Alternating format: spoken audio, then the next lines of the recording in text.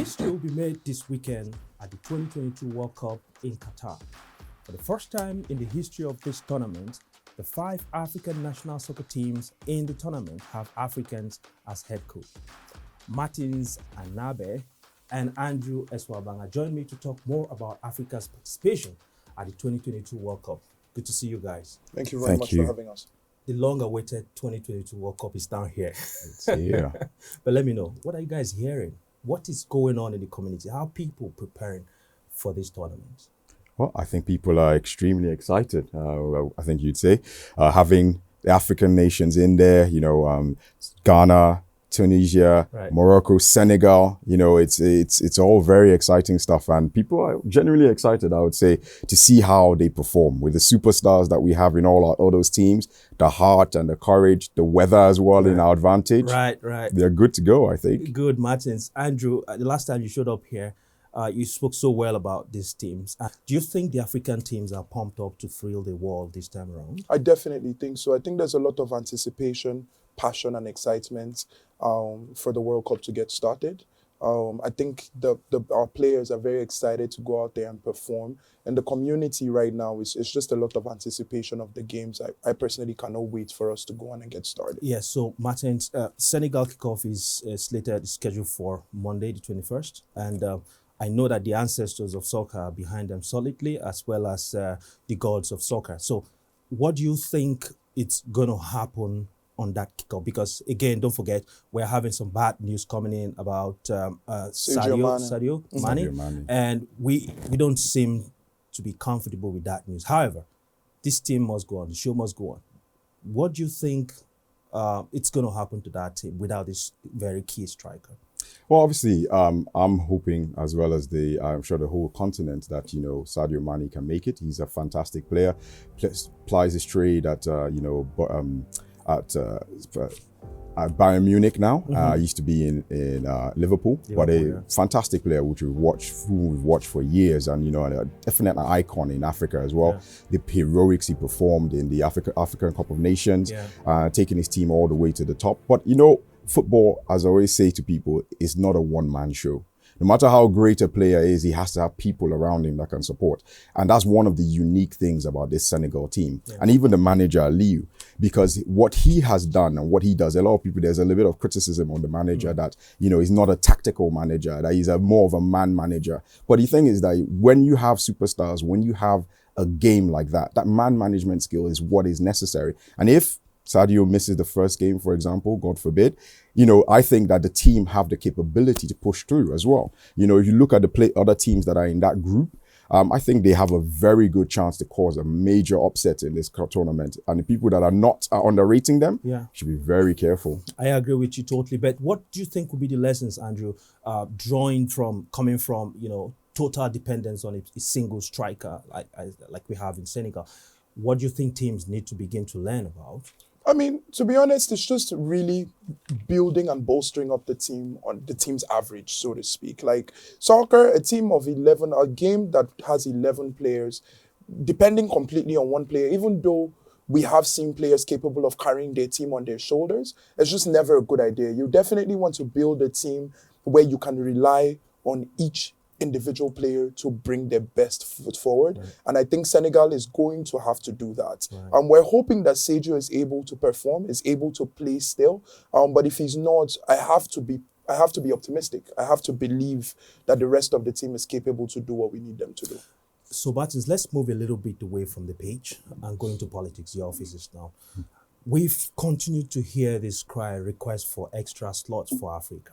Currently, as it stands, Africa has just 5 slots, a continent of 54 nations. And we also have a continent of Europe, 55, and they have 13. I feel there's some sort of imbalance there. Do you think this is fair? And what do you think will be the chances of Africa having an increased slot in the game?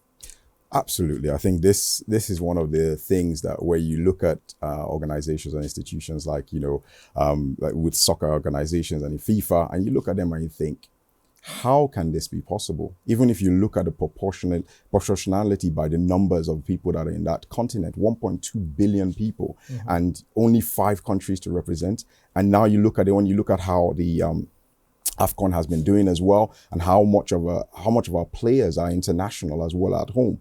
You know, they have such a variety of strong players all across the world, playing in many leagues across in Europe and in South America, and even in America as well. A lot of the players, most of them are of African descent, and most of them are African players as well. So how can we only have 5 nations in comparison to the other continents as well? I think that's a grave injustice.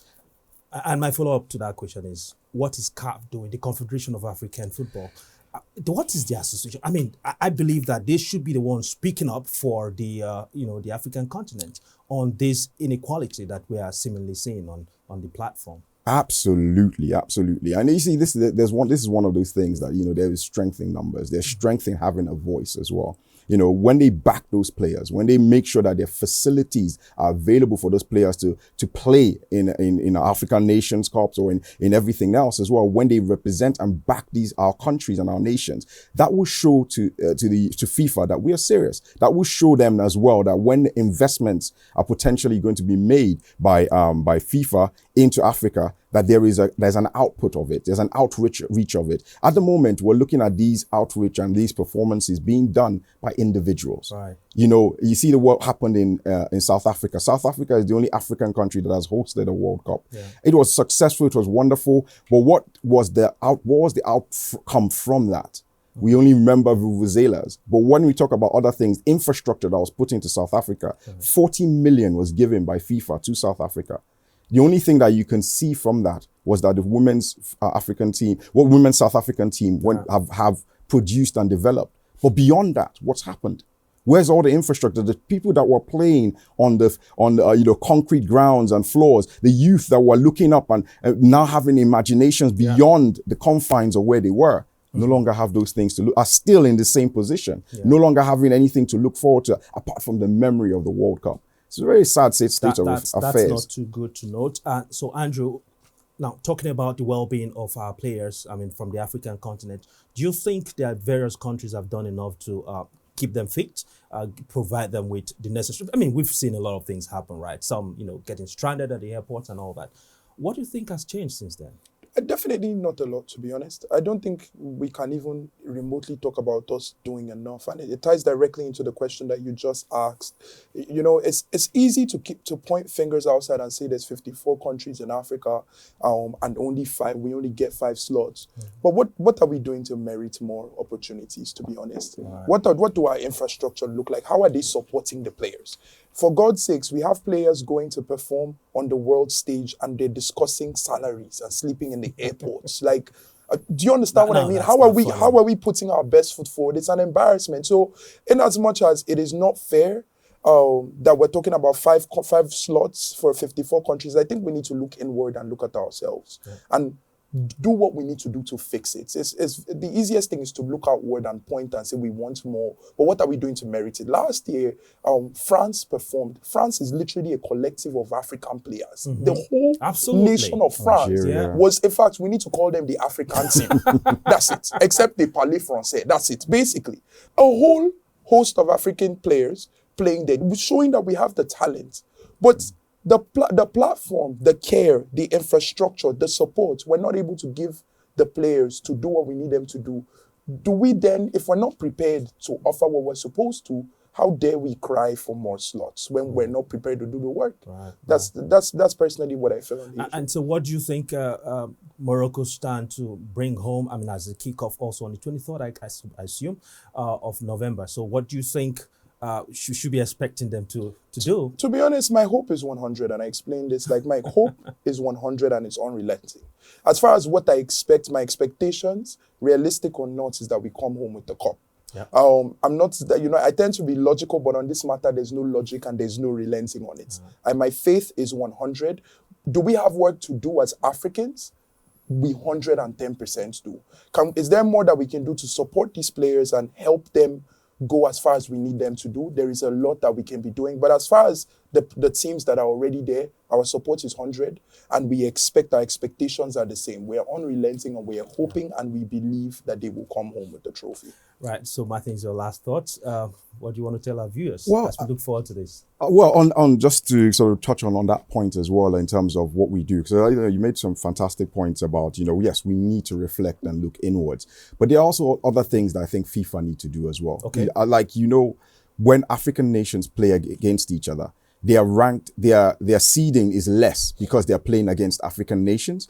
Whereas when you look at other European countries or, South American countries, when they play against each other, the points that they get from their rating system is a lot higher. Now, we can't have nations have that kind of divide amongst themselves. So, for example, Algeria went on a 35 game winning streak, and their ratings didn't really go up.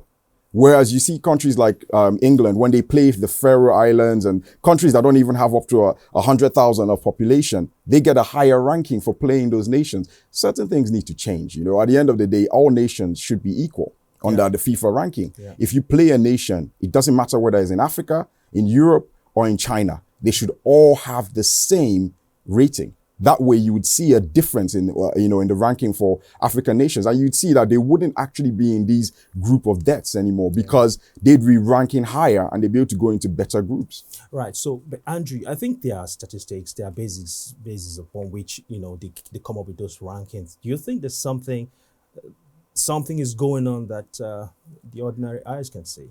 On this matter, I'm not completely sure. I don't know a lot about the rankings or the technicalities that go on in the rankings. So I don't know what could potentially change, but I think Martins makes a very good point. Yeah. There is an imbalance in the system and it needs to be revisited. So we need to look both outward and inward. FIFA needs to do their part and we need to do our part as well, so that we can help ourselves to be taken seriously. Gentlemen, this is the best place to leave it, I assume. I want to thank you for coming to the show and talking to us about 2022 World Cup in Qatar. And don't forget, I will come back. I'll drag you guys back in here so that we can talk some more and educate our people about what's going on. Thank you again. Thank you so much Thank you so having much, us. very much. And that was Martins Ainabe and Andrew Eswabanga. Don't forget to join us here for regular updates during the 2022 World Cup as community members analyze the matches. Are you a business owner trying to reach a wider audience? Why don't you partner with us on Community Update? Contact us for sponsorship opportunities. And if you have not subscribed yet to this channel, please do so. Till I come your way again, I am Promise Okoy, and I'll see you soon.